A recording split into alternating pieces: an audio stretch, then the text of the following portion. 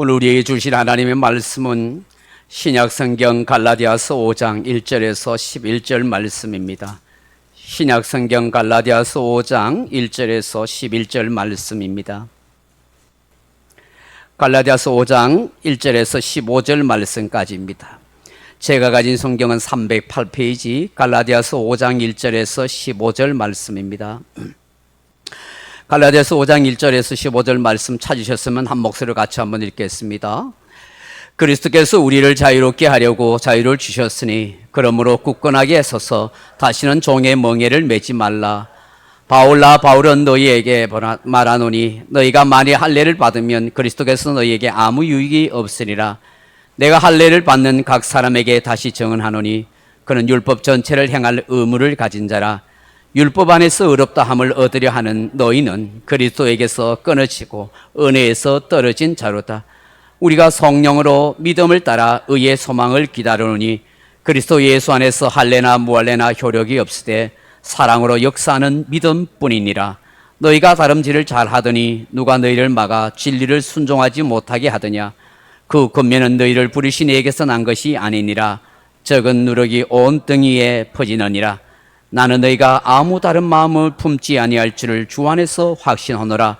그러나 너희를 요동하게 하는 자는 누구든지 심판을 받으리라. 형제들아, 내가 지금까지 할례를 전한다면 어찌하여 지금까지 박해를 받으리요? 그리하였으면 십자가의 걸림돌이 제거되었으리니 너희를 어지럽게 하는 자들은 스스로 베어버리기를 원하노라.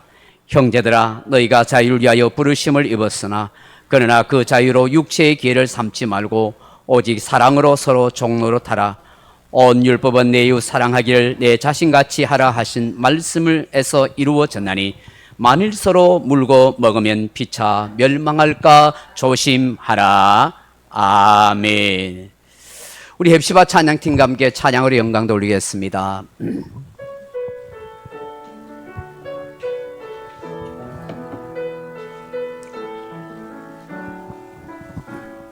시작됐네 우리 주님의 능력이 나의 삶을 다스리고 새롭게 하네. 자유하네. 죄와 사망으로부터 나의 삶을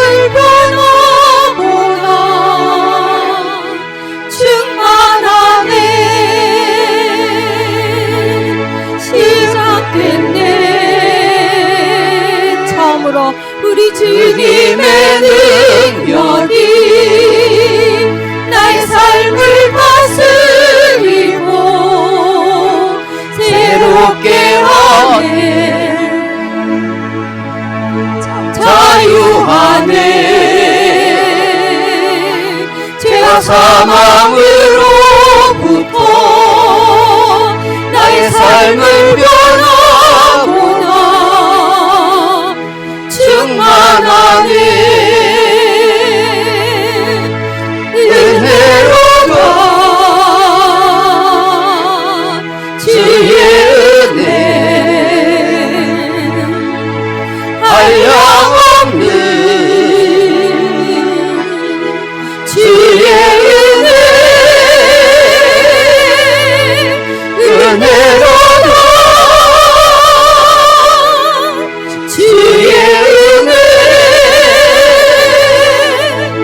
변함없는 신실하신 주의 은혜. 할렐루야. 오늘도 예배에 오신 여러분들에게 하나님의 평강과 은혜와 위로가 충만하기를 주님의 이름으로 축원합니다.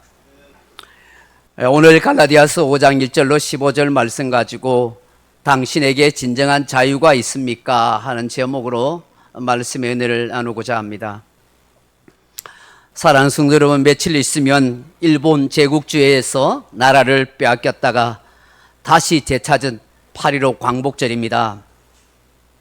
우리 민족의 해방과 자유를 찾은 그런 복된 날입니다.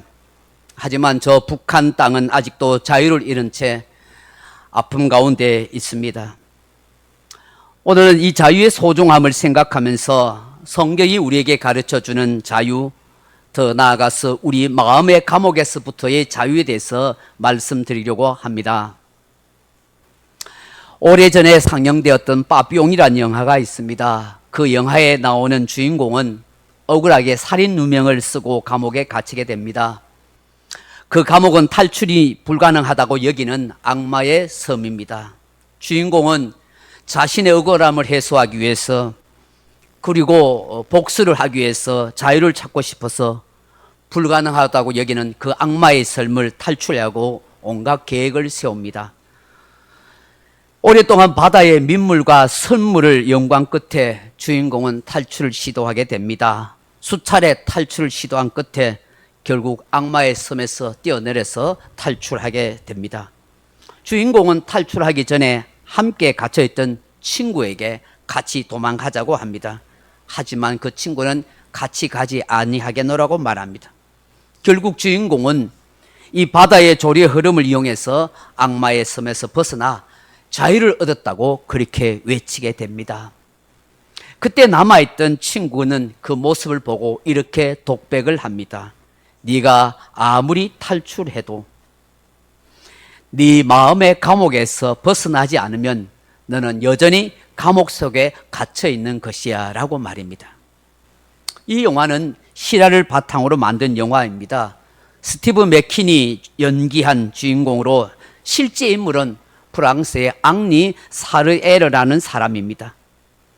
근데 소설 빠삐용에 보면 왜 앙리 사르에르가 목숨을 걸고 탈출해야 하는지 그 이유가 나타나 있지 않습니다. 그 이유는 앙리 사르에르가 쓴 빠삐용의 속편인 빵꾸라는 그 책에 나옵니다. 1930년 이 앙리 사르에르는 20살 되던 때 파리 어느 시내에서 술을 먹고 있던 그 시간에 근처에서 살인사건이 일어났습니다. 앙리 사르에르는 그 사건과 아무런 관련이 없음에도 불구하고 실적의 누님은 검사 때문에 현장 근처에 있었다는 이유로 범인으로 지목되어서 체포되었습니다. 그리고 거짓 증인을 내세워서 살인자로 몰아 감옥에 갇히게 된 것입니다. 그는 자신의 인생을 망친 검사에게 또 거짓 증인하는 그 증인에게 자신의 억울함을 풀기 위해서 복수하려고 탈출을 시도합니다. 결국 9번의 탈출 끝에 1944년 악마의 섬에서 탈출하게 됩니다. 영화는 여기에서 끝입니다. 실제로 이 앙리 사르에르는 남미 여러 곳을 전전하면서 가진 일을 다 하면서 돈을 모았습니다. 그리고 프랑스 형법상 30년이 지나면 범죄 시효가 만료되기에 1967년 그 검사를 죽이기 위해서 파리로 돌아갑니다. 그는 자기가 젊었을 때 지나다니던 그 파리의 거리, 어렸을 때 부모님과 함께 다녔던 그 장소를 돌아보면서 너무나 변해 있다는 사실을 알게 됩니다. 고뇌하던 그는 어릴 적 꿈꿨던 미래를 떠올리면서 늙어버린 자신의 모습을 보면서 마음을 바꾸게 됩니다. 비록 살인범으로 억울하게 모함을 받아 체포되었고 오랜 세월 자신의 청춘을 다 감옥에서 보내었지만 깊은 회함과 함께 삶을 새롭게 삽니다. 신앙의 사람으로 기회하게 됩니다. 그런 그가 이렇게 말합니다. 나는 하나님께 기도합니다. 내가 복수를 포기한 대가로 다시는 이런 비극이 생기지 않게 해달라고. 그리고 자기 자신에게 이렇게 속삭입니다. 너는 이겼다 친구여.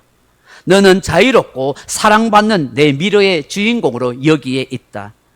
그들이 어떻게 살고 있는지 더 이상 알려고 하지 마라. 그들의 과거의 한 부분일 뿐이다. 너는 여기에 있다. 마침 기적처럼. 그리고 너는 지금 확인하고 있다. 이 일에 관계된 사람 중에 내가 가장 행복하다는 사실을. 사르에르는 복수하러 간 그곳에서 복수와 미움과 정오로부터 자유함을 얻었습니다. 37년 동안 스스로 가둬두고 있던 자기라는 감옥, 마음의 감옥에서 자유를 얻었습니다. 그 순간부터 사르에르는 정말 행복한 자유인으로 살아가게 되었습니다. 빠삐용의 실제 주인공인 사르에르와의 반대의 경우가 있습니다. 디마의 전기 소설인 몬테크리스토 백작입니다. 그 소설의 주인공인 에드몬 당테스는 억울하게 누명을 쓰고 감옥에 투옥돼서 14년 만에 탈출을 합니다. 그는 어느 섬에 들어갔다가 보물을 발견해서 엄청난 그 보물로 말미암아 신분 세탁을 하게 됩니다. 그가 바로 몬테크리스토 백작이 된 것입니다. 그리고 자기를 모함했던, 자기를 억울하게 누명 쓰었던 모든 사람들을 일일이 찾아내어서 다 죽입니다. 그는 가는 곳마다 잔인한 피해 복수를 일으킵니다. 그리고 복수하고 난 뒤에 마침내 체포되어서 다시 감옥으로 들어갑니다. 그는 자기의 감옥, 마음의 감옥으로부터 자유하지 못한 것입니다. 자기 하고 싶은 대로 다 했는데도, 모든 복수를 다 끝냈는데도 그에게는 마음의 감옥에 갇혀있는 자유가 없는 인생이었던 것입니다. 결국은 죽을 때까지 자기로부터 탈출하지 못한 채 마음의 감옥 속에서 불행하게 인생을 끝내고 맙니다. 사랑하는 성도 여러분, 여러분은 어떻습니까? 바비옹의 사리에르입니까? 아니면 몬테크리스토 백작입니까? 자기라는 감옥, 마음의 감옥에서 자유하십니까? 여류 작가인 조지 엘리어트는 말하기를 사람들은 알게 모르게 5개의 감옥에 갇혀 살아가고 있다라고 그렇게 말합니다. 그 첫째 감옥이 자기 사랑의 감옥입니다. 물론 사람이 자기를 사랑하고 자신에 대해서 긍지를 지켜가는 거 참 좋습니다. 그러나 이것이 지나쳐서 매사에 자기 자신만을 생각하고 자신만을 사랑하다 보면 결국 이기적인 사람이 되어서 다른 사람으로부터 배척을 받게 되는 것입니다. 마치 독방의 죄수처럼 나홀로 사는 고독한 인생이 되고 마는 것입니다. 둘째로는 근심의 감옥에 갇혀 있다고 말합니다. 우리 주변을 한번 살펴보십시오. 꽤 괜찮게 사는 사람 같은데, 별 걱정 없이 사는 것 같은데 왠지 근심에 쌓여 있는 사람이 많습니다. 별 걱정도 할 것도 아닌데 괜시 남들보다 더 근심을 많이 하고 살아갑니다. 그 사람은 근심의 감옥에 갇혀 있는 것입니다. 조금만 어려워도 근심에 헤어나지 못하고 한숨 쉬고 살게 되죠. 세 번째, 과거를 생각하는 회상의 감옥에 있다고 말합니다. 과거를 회상하는 능력은 인간만이 가진 독특한 능력입니다. 물론 기억력이 다른 동물에게도 있지만 그 시간이 매우 짧습니다. 여러분, 쥐에게 있어서 기억하는 시간이 9초라는 사실을 아십니까? 절대절명의 위기 속에서 고양이를 만날 때 이 쥐가 9초밖에 기억을 못한다는 것입니다. 여러분, 그 쥐가 있을 때 고양이가 야옹 하면은 쥐가 놀래가서 쥐 죽은 듯이 꾸요 있다가 9초만 지나면 언제 그렇냐듯이 막 까불딱 대다가 고양이에게 칵 잡혀주는 거예요. 9초 지나는 순간에 고양이 있다는 사실을 잊어버린다는 거예요. 그러나 사람들은 과거의 일을 아주 오래오래 기억합니다. 어떤 충격적인 말을 듣거나 상처받은 일은 일생 동안 잊혀지지 않습니다. 그러다 보니 과거의 상처나 억울한 일 당한 거, 배신당한 아픔, 실패의 기억, 이런 일에 매여서 오늘의 삶을, 내일의 인생을 아름답고 행복한 추억으로 만들어가지 못하는 것이죠. 여러분 중에 이런 회상의 감옥에 갇혀 있는 분은 없습니까?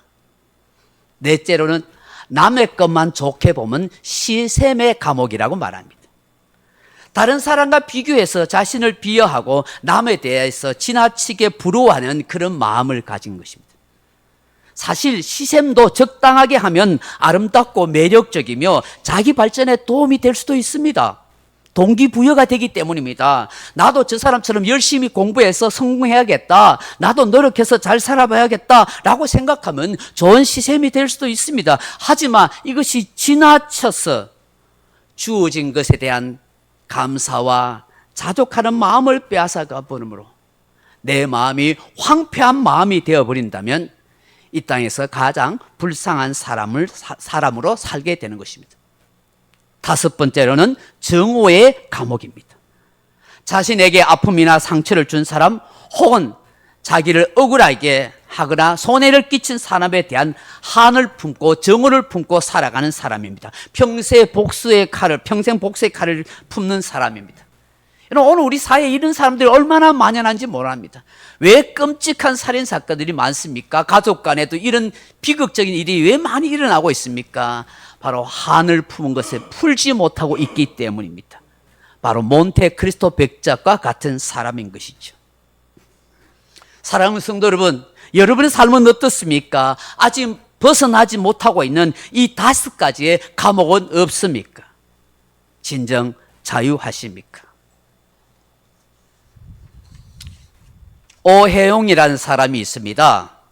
오용이라고 불리기도 하는 사람입니다. 우리 교회에 가끔 와서 예배도 드리고 밥도 먹고 돈도 얻어가던 그런 노숙자 친구입니다. 그가 어떤 죄를 지어서 울산구치소에 있습니다. 3년형을 받은 것 같습니다. 이제 곧 이감이 되어서 감옥에 간다고 합니다. 이 사람이 자기 사연을 구구절절히 적어서 저에게 계속해서 편지를 보내고 있습니다. 더운 여름에 구치소에 갇혀 있는 것이 정말 힘든가 봅니다. 몇 번이고 몸이 아프다고 필요한 거 살려니 돈이 없다고 하소연합니다. 감옥에 나가면 정말 새 사람으로 바르게 살아보겠다고 저에게 막 그렇게 사연을 적습니다. 어릴 적 자기가 살아왔던 얘기 적고, 교회 와서 우리 소중한교회 와서 예배 드렸는데 너무 좋았습니다 하고, 뭐 진짜인지 가짜인지 모르겠지만 막 그런 내용을 막 적습니다. 그래서 힘들다고 막 그럽니다. 지난날의 잘못이나 허물을 고쳐서 좀 바르게 착한 사람이 되려는가 싶어서 개가천선하는 그런 바라는 마음으로 3번 정도 제가 돈을 보내드렸습니다. 그런데 이 사람의 편지 내용을 자세히 살펴보니 이 오혜영 씨는 노숙자라도 남한테 얻어먹고 빌어먹더라도 어디 잘 곳 없어서 이리저리 다니더라도 자유가 없는 구치소에 갇혀 있는 것보다는 훨씬 더 낫다는 사실을 그 편지 속에서 제가 읽게 되는 것입니다.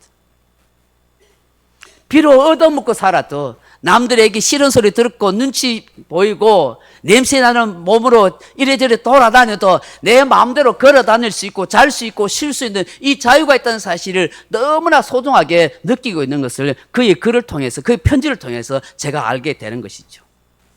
진정한 자유의 소중함을 깨닫게 된 것입니다. 사랑하는 성도 여러분, 오늘 사도 바울은 우리에게 아주 중요한 말씀을 힘주어하십니다. 1절 말씀 보십시오. 로마서 5장 1절, 갈라디아서 5장 1절에 보면 그리스도께서 우리로 자유케 하려고 자유를 주셨으니 그러므로 굳세게 서서 다시는 종의 멍에를 매지 말라라고 말씀합니다. 오늘 본문은 특별히 우리에게 자유의 참 뜻을 가르쳐 줍니다.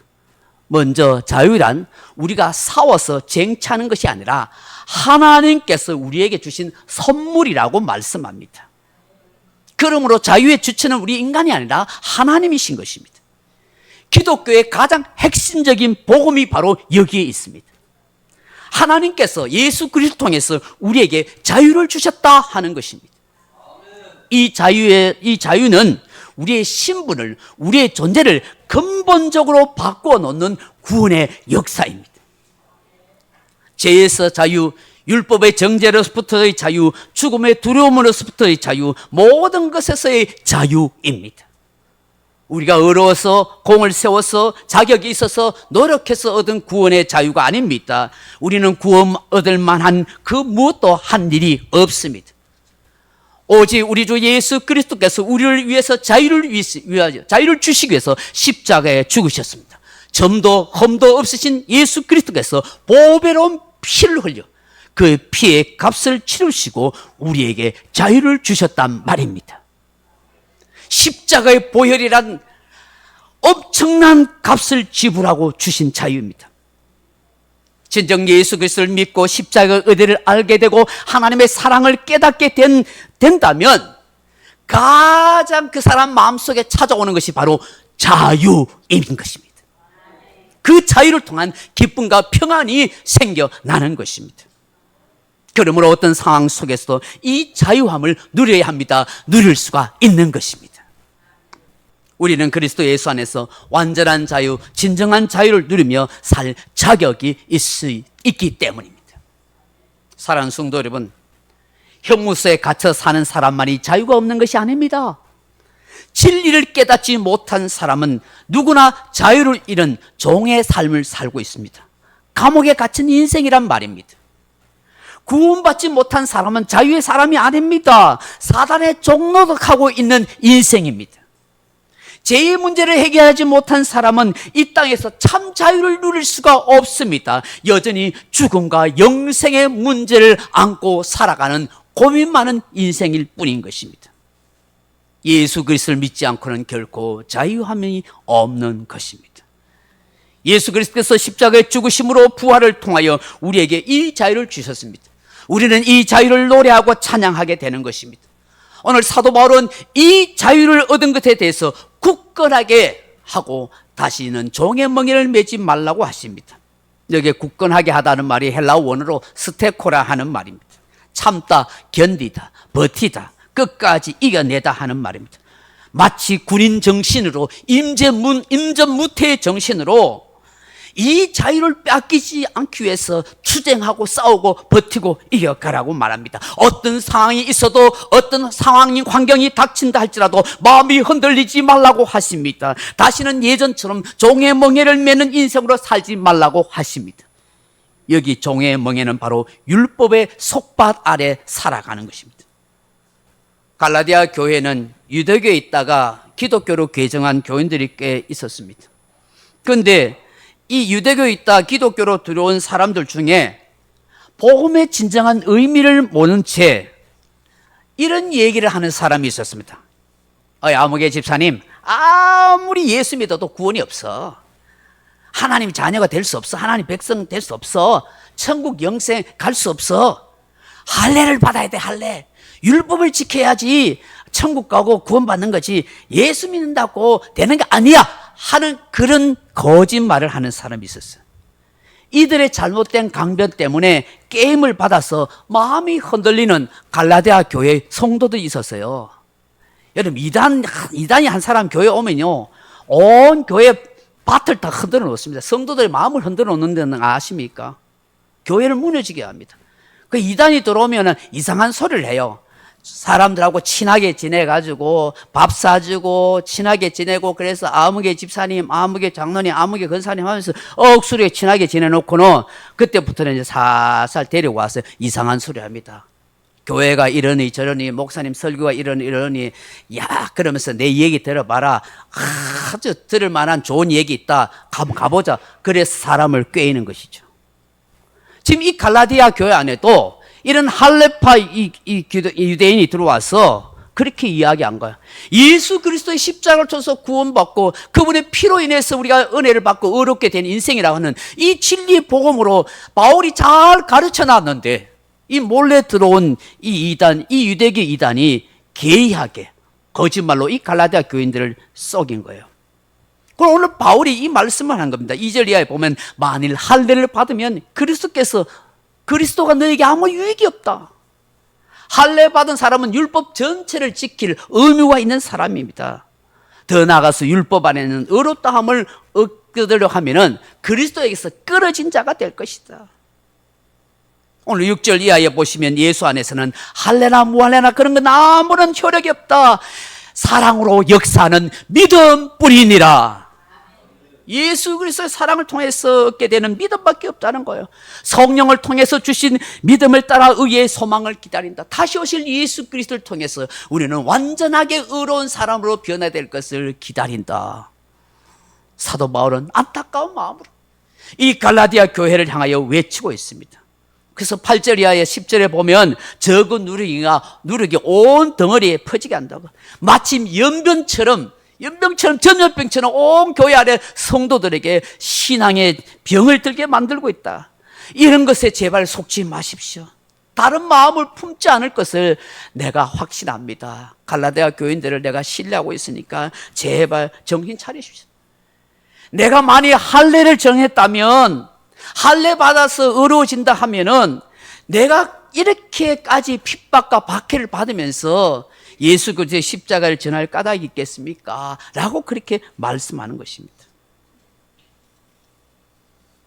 그렇기 때문에 오늘 갈라디아 교인들에게 그런 사람들은 깨끗이 제어버리십시오.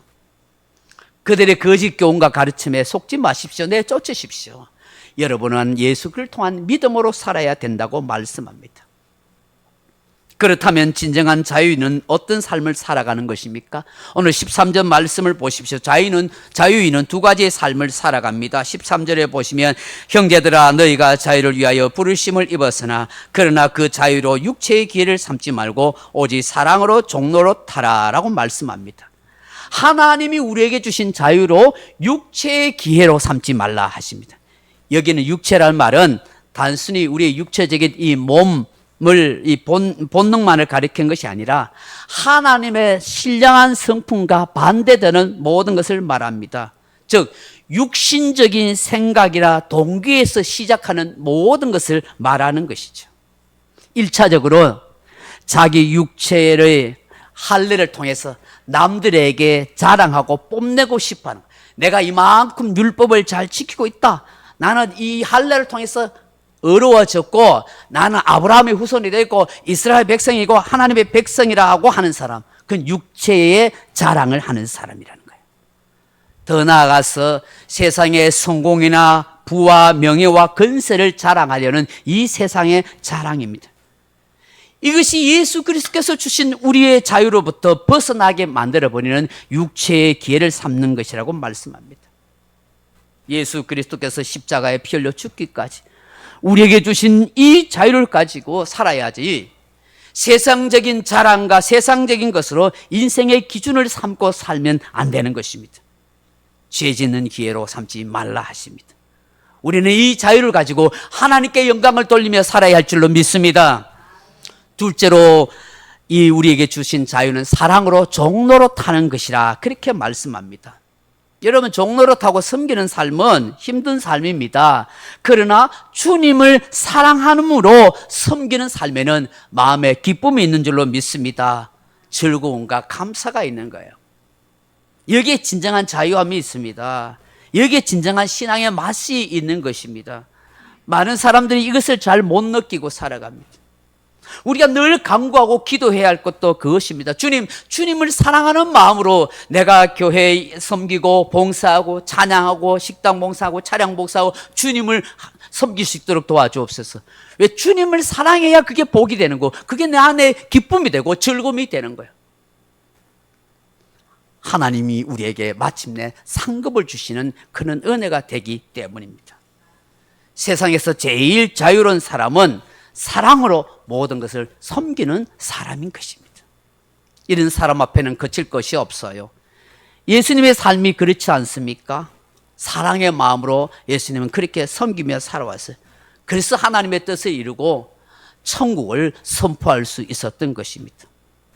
오늘 사도 바울은 갈라디아 교인들에게 마지막을 이렇게 부탁합니다. 만일 서로 물고 먹으면 피차 멸망할까 조심하라. 성도들끼리 서로 사랑으로 종노릇하면서 신앙생활 해야지, 짐승들처럼 서로 물고 뜯고 비난하고 그렇게 다투고 살면 같이 죽는 거야. 좀 연약해서 좀 알지 못해서 그렇다면 그들을 좀 잘 대해주고 사랑으로 그렇게 섬겨줘라. 오늘 우리 대한민국의 상황은 어떠합니까? 우리의 현실이 얼마나 위태롭습니까? 광복 80주년을 맞아서 이 자유 대한민국에서 오늘을 살아가는 우리나라, 우리 대한민국은 정말 자유로운 그런 대한민국을 살아가고 있습니까? 서로 물고 뜯고 사고 있지 않습니까? 정치인들이 백성들을 위안도 하지만 실상 가만히 보면 백성들이 정치인들을 더 걱정하고 있어요. 정치인들이 백성들을 위해서 걱정하지 않도록 잘 해줘야 되는데 오히려 백성들이 정치인들이 하는 걸 보고 걱정하고 있는 이 상태는 어떻게 해야 합니까? 개탄스러운 현실이 아닐 수 없습니다. 무엇이 진정한 계획입니까? 법이나 제도가 아닙니다. 사람들의 심성입니다. 성경적인 공의와 정의와 사랑으로 섬기려는 정신이 있어야 하는 것입니다. 오늘 우리나라가 앞으로 더 발전하고 도약하기 위해서는 정말로 이 광복 80주년을 맞이해서 이 대한민국을 정말로 바로 세워가기 위해서 우리가 한 마음이 되고 정말 서로 물고 뜯는 것이 아니라 우리의 자세, 우리의 후손들, 우리의 미래를 위해서 우리가 어떻게 서로 섬기고 사랑하고 아름답게 세워가야 할지 많은 고민과 기도를 해야 하는 것입니다. 말씀을 맺습니다. 사랑하는 성도 여러분, 엊그저께 중국에서 19년간 사역하던 후배 목사님이 찾아왔습니다. 모처럼 왔길래 같이 식사도 좀 대접하고 차도 마시고 그렇게 했어요. 중국에서 교포들 대상으로 유학생들과 또 상사들, 주재원들을 대상으로 한인 목회를 하던 그런 목사입니다. 그 전에 들은 이야기는 갈수록 중국에서의 그 신앙과 삶의 자유가 박탈되고 사라졌다고 그렇게 합니다. 그 얼마나 눈치를 보고 감시를 많이 받고 있는지 모른다고 합니다. 한인 목회도요, 갈수록 힘들다고 해요. 중국 당국의 간섭이 너무 심하기 때문이는 거예요. 그래서 이 지금 유학생들, 주재원들, 그것에 있는 우리 한인들 수백 명들이 같이 이름 모여서 이 예배를 드려야 되는데 예배 드릴 장소가 없어서 호텔로 전전하고 또는 그 삼자교회라는 곳을 찾아가서 그렇게 옮겨 다니면서 그렇게 해요. 그러다 보니까 성도들이 자꾸 떠나가기도 하고 한 달에 임대료만 800만 원씩 줘야 되니까 감당하기 어렵다는 거예요. 그런데 집이나 다른 장소에서 허가받지 못하면 이게 불법이 되어서 신고를 당하거나 감옥 가거나 많은 벌금을 내서 큰 곤욕을 당할 수가 있다는 거예요. 그리고 그런 장소에 가면은 성도들도 자기 회사에서 불이익을 당하게 되거나 유학생들은 비자를 압수당할 수 있다고 말합니다. 그러니 두려워서 모이기도 어렵다는 거예요. 중국인들한테는 아예 전도도 예수 믿어 소리도 못하고 한인들 사이에서도 그게 잘 안 된다는 거예요. 그래서 고민하다가 한 주 쉴 겸 이 한국에 들어왔어요. 그래서 어제 들어간다고 그러더라고요. 그 중국에서 우리 이제 한인 사람들이 모일 장소가 없으니까 그 장로님들도 있는데 의논해서 수백 명의